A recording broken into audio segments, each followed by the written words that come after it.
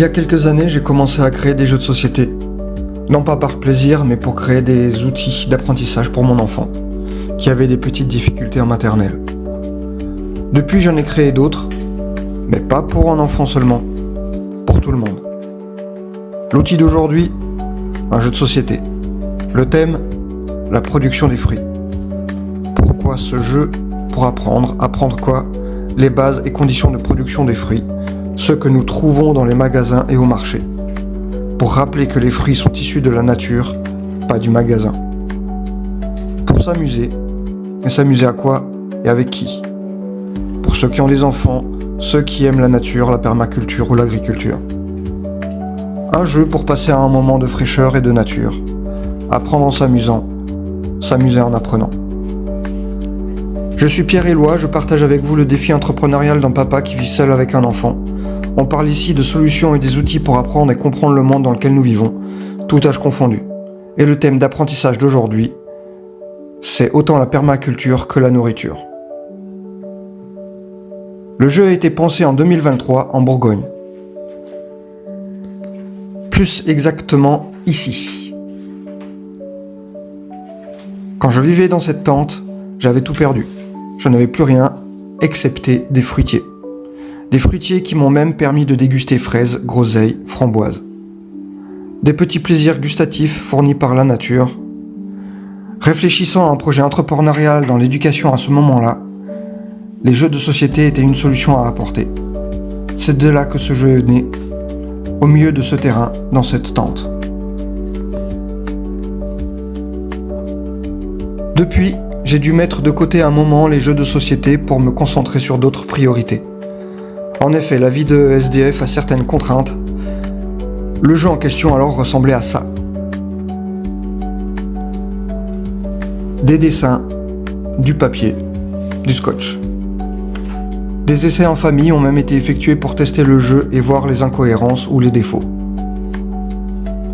Il s'agit aujourd'hui de revoir ce jeu, son design, son graphisme, ses règles, pour obtenir un résultat professionnel et imprimable. Cette tâche est prévue pour plusieurs séances de travail. Toutefois, l'objectif est d'arriver à obtenir un résultat complet dans moins de 15 jours. Reprendre un travail 2 ans plus tard n'est pas confortable.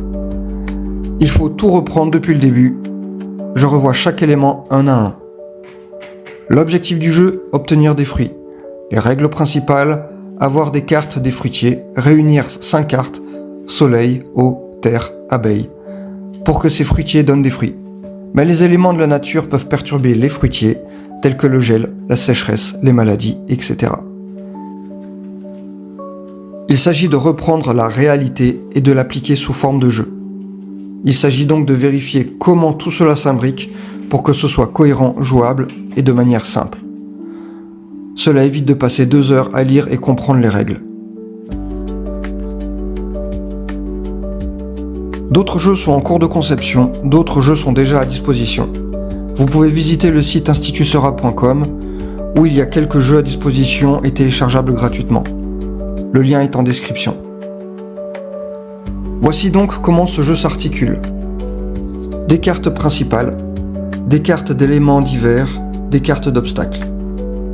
Il faut mettre au clair comment chaque catégorie de cartes interagit avec les autres.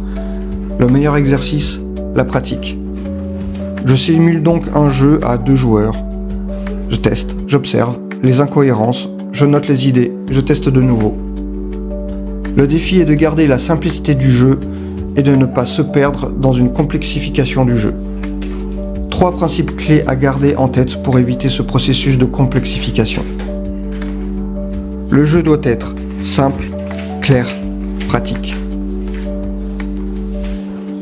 Une règle qui peut être adaptée et appliquée pour toute activité dans une journée, pour une période, un projet. Ça pourrait être par exemple un objectif visé, il soit faisable, dans quel délai. Cette méthode permet de rester focalisé sur les actions sans perdre le fil conducteur. Le temps passe, les annotations s'accumulent, le jeu évolue et reste simple. Vient ensuite la seconde étape, revoir le design et le graphisme. Les dessins d'origine ne sont probablement pas adaptés au design contemporain. Un peu plus de volume, de dynamisme. Même si le projet a un but social et éducatif, cela n'empêche pas de faire du travail professionnel et vendable. Pour que le projet soit viable, il faut gagner de l'argent, donc vendre. Et pour vendre, il faut un produit et si possible de qualité. Et quels outils pour cela? ChatGPT pour les prompts, Leonardo.ai pour les images, Canva pour certaines adaptations et pour les formats PNG et JPG. Le processus est simple. Toutefois, il faut économiser les tokens et crédits de chaque outil mentionné.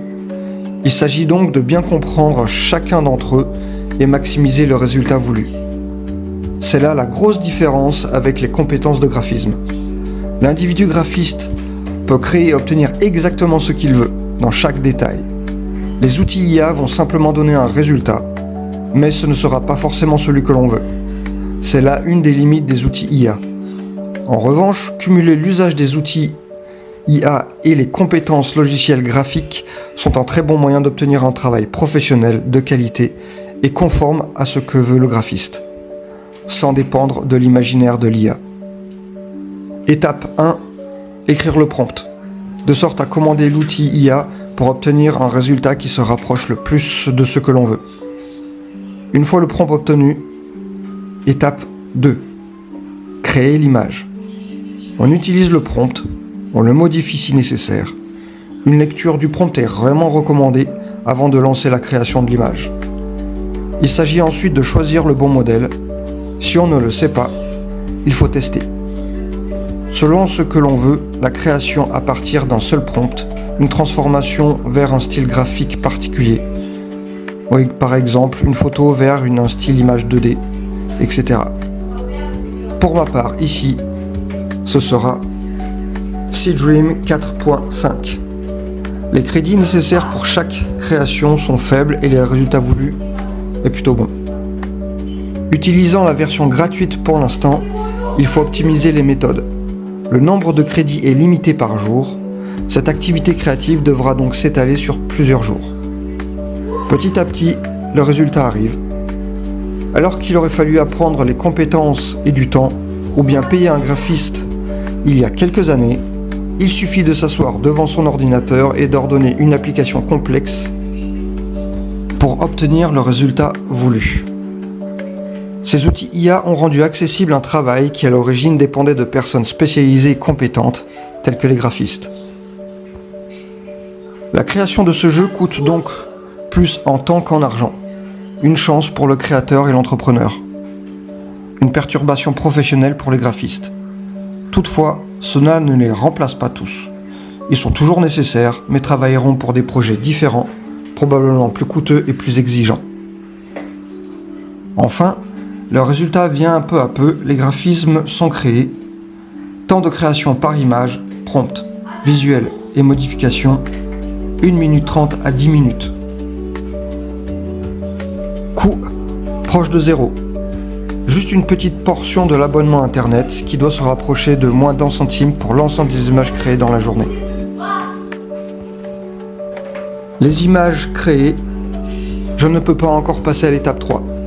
Il manque encore certains graphismes, il faudra encore attendre quelques jours. Créer un jeu de société peut paraître anecdotique, et pourtant, ce simple jeu permet de comprendre les bases de la production des fruits, et rappeler que les fruits sont produits par la nature, que la qualité du sol est aussi importante que la disponibilité de l'eau, ou que les insectes pollinisateurs ont un rôle essentiel dans la production des fruits, via la pollinisation. Ce jeu est autant un outil pour s'amuser en famille qu'une solution pour rappeler que le premier fournisseur de ce que nous mangeons, c'est la nature. Ce jeu permet aussi de comprendre qu'obtenir un fruit n'est pas si simple. Il y a des aléas naturels qui perturbent la fructification. Chaque fruit obtenu est alors une séquence saisonnière qui assure survivre aux difficultés climatiques et aux consommations animales. Pour ceux qui apprécient la permaculture ou l'agriculture, vous trouverez en fin de description des liens de chaînes YouTube qui abordent le sujet. Peut-être que certains vous intéresseront. Petit rappel, beaucoup d'informations éducatives et de pratiques sont exposées dans ces vidéos. Tous ne sont pas des professionnels, Bien que beaucoup offrent du contenu de qualité, des erreurs sont parfois notées. Il faut donc prendre du recul et ne pas considérer que tout est vrai et juste. N'hésitez pas à partager en commentaire des chaînes, sites ou personnes qui travaillent sur le sujet et qui vous paraissent intéressants. Je suis Pierre-Éloi, j'ai tout perdu il y a quelques années. Je partage avec vous les défis entrepreneuriaux d'un papa qui vit seul avec un enfant.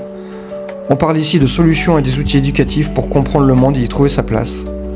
Rendez-vous tous les lundis pour les défis du projet Sera. N'hésitez pas à voir les vidéos pédagogiques sur la chaîne Sera ou bien la série Président sur la chaîne Fera, notamment l'épisode 4 qui aborde le thème de la biodiversité et de la chasse. Hop, c'est pas fini. Voyez cette plante ici ? Peut-être savez-vous de quoi il s'agit. Premier indice, c'est du rhizome. Second indice, ça se récolte en automne en général. On les appelle communément les patates douces, moins connues sous le nom Ipomoea batatas. À bientôt.